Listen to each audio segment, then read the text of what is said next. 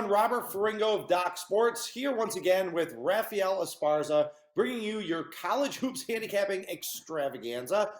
We went 2-0 with our free plays in this video yesterday. We will get to the free plays at the end of this video after breaking down some of tonight's conference tournament action. I also want to point out that down in the description, there is a link to a $60 free credit to be used towards your Doc Sports account that can be used on any handicapper in any sport for any package that you want. All right, Raphael, good day yesterday. We broke down some of the top college basketball action, had the exciting game with Chattanooga and Furman that we both knew was going to be a close game, ending with that first buzzer beater of the week.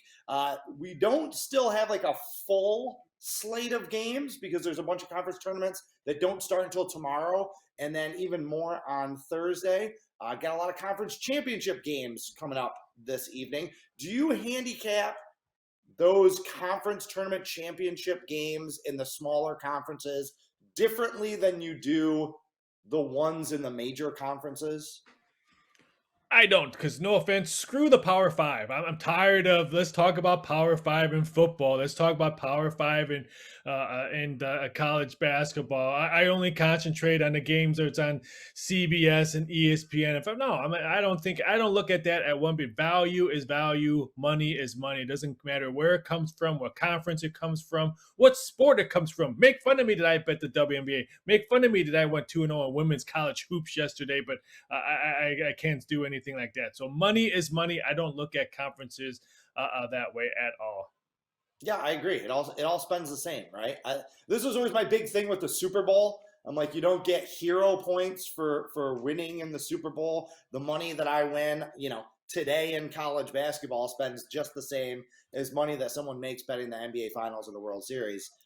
It's just about getting winners. So, all right, two teams that are desperately trying to get a winner tonight is Delaware and UNC Wilmington in that championship game.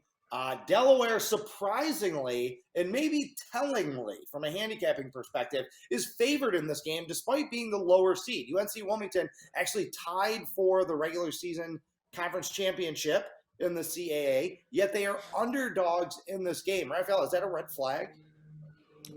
It's a huge red flag for me because I made this game pick 'em myself, and then when they open up two, I'm like, really, the Blue Hens, 2-point favorite? Which, like I said, I know they won back-to-back games, covered those two games as well, but I'm just a little shocked. And then it moved to 2.5. So if I'm gonna look at this game, hey, you know what? Sit back, wait. It's a 7 o'clock game. If I can get +3 on UNC Wilmington, I'll look at that because even though I love me some Blue Hens, I think they have the greatest logo. I think they have one of the greatest nicknames in college sports. But I'm looking to take the Seahawks. If I can get +3, I'm going to sit back and wait on this one. I think it's only Seahawks or no play for me. Again, a little confused. Again, made my total pick 'em. A little shocked at 2. Really shocked at 2.5. So I'm going to sit back and see if I can get that +3. There's got to be some money line value in these games also, right? Do you look to bet straight money lines on some underdogs when it gets into these conference tournament championship games? I wish I could lie and say, yes, I'm a huge money line bettor.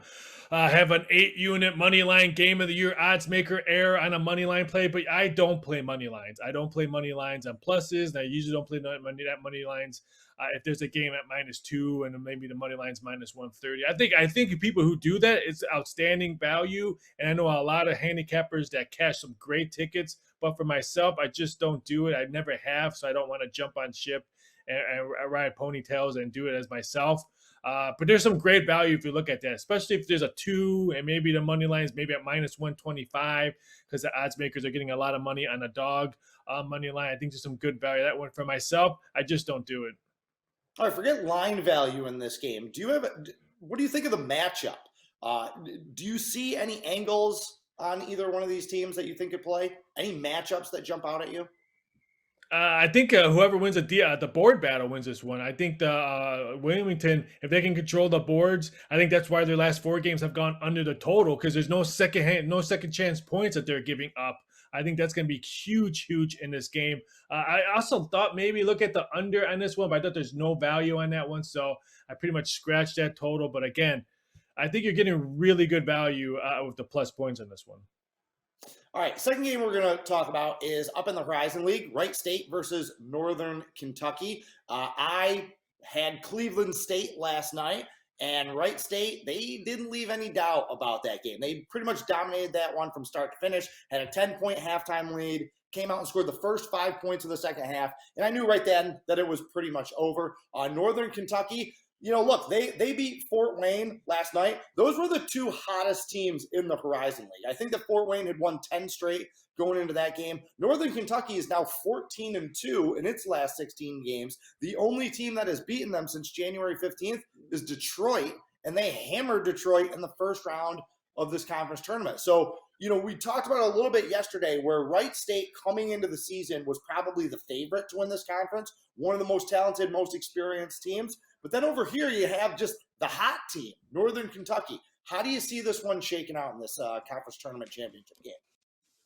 I'm going to take a hot team. It's not just winning games, but winning games by double digits. So I like the Noose on this one a little bit. Here's again, I made this number 2, and I know Wright State had a great game. I know all the Cleveland State Vikings guys sent me some text messages. I heard you munch yesterday making fun of me for picking against Cleveland State in our video. I'm going to go against a team that I got made fun of yesterday. I'm going with Northern Kentucky in this one. Again, they're not just beating teams. They're beating teams by double digits. I think their last 4 wins have been covered by double digits. And now I'm going to lay only -1. I like the Noose in this one.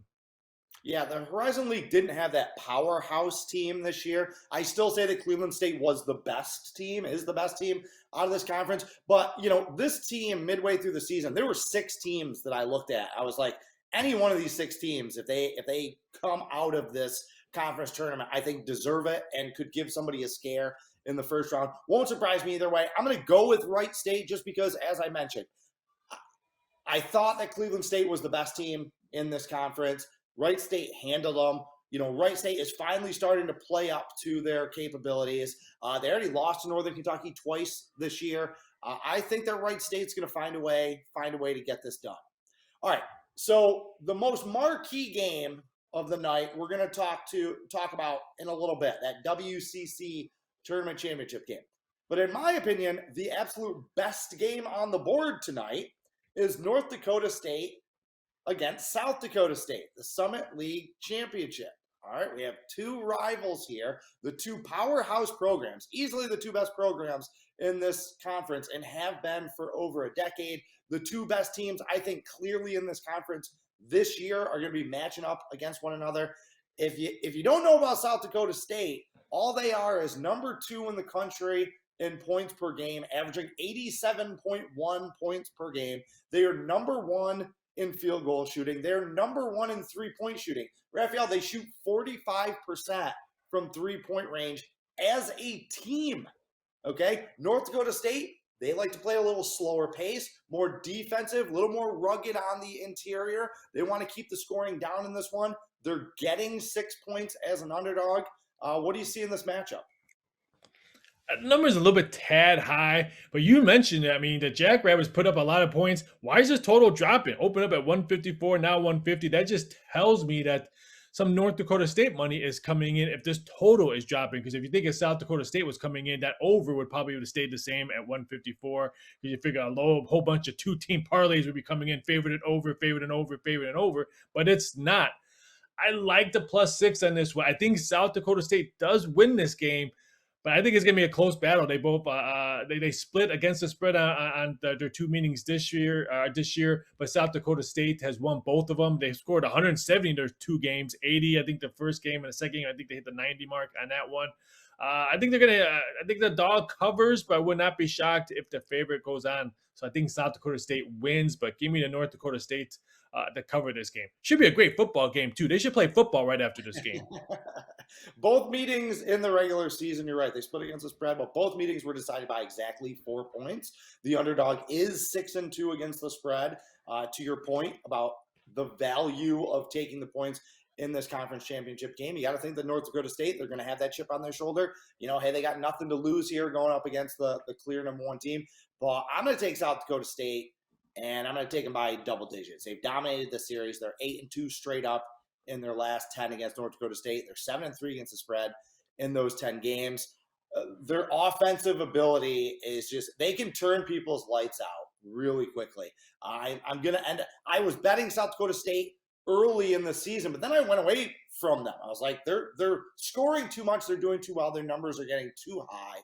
But no matter how high you put a number in one of their games, they're capable. They're one of those teams that's capable of busting out a 17-4 run like that and turning somebody's lights out. I do think it's going to be a good competitive game, but South Dakota State's ability to shoot the ball, also from the free throw line. They're also, I believe, a top 30 or top 40 free throw shooting team. I think they're going to be able to close this game out and advance. And again, they're going to be a chic pick. Whoever wins this game, I think, is going to be a chic pick next week in the NCAA tournament to pull that first round upset.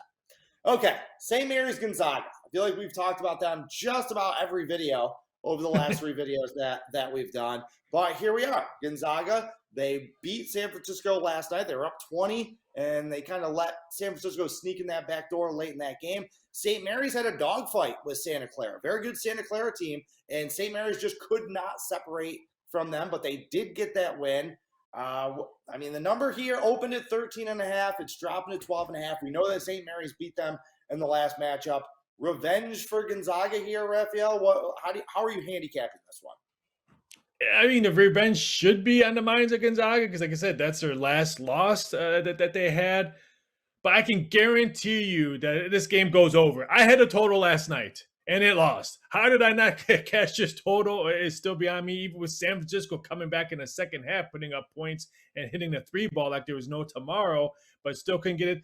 I would not be shocked if both teams hit the 100 mark tonight just to give me the middle finger when I'm watching this, so I didn't cash my over bet last night. But this one should be a good fight.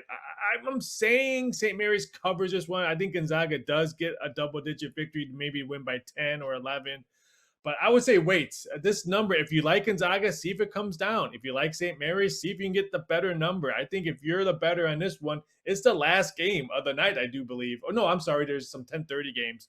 But again, it's a late game for ESPN, 9 o'clock tip-off. Wait to see what the number goes, because I can guarantee you the books are going to get two-way action on this game no matter what. I've talked to some sports books this morning. They're getting two-way action. As soon as they posted that one, the St. Mary's money would come in. Then Gonzaga money would come in. So you can get a better number on whatever team you want. I'm going to pass on whoever wins this one. But again, I had the over yesterday. Both teams hit the 100 mark so I can get the double middle finger.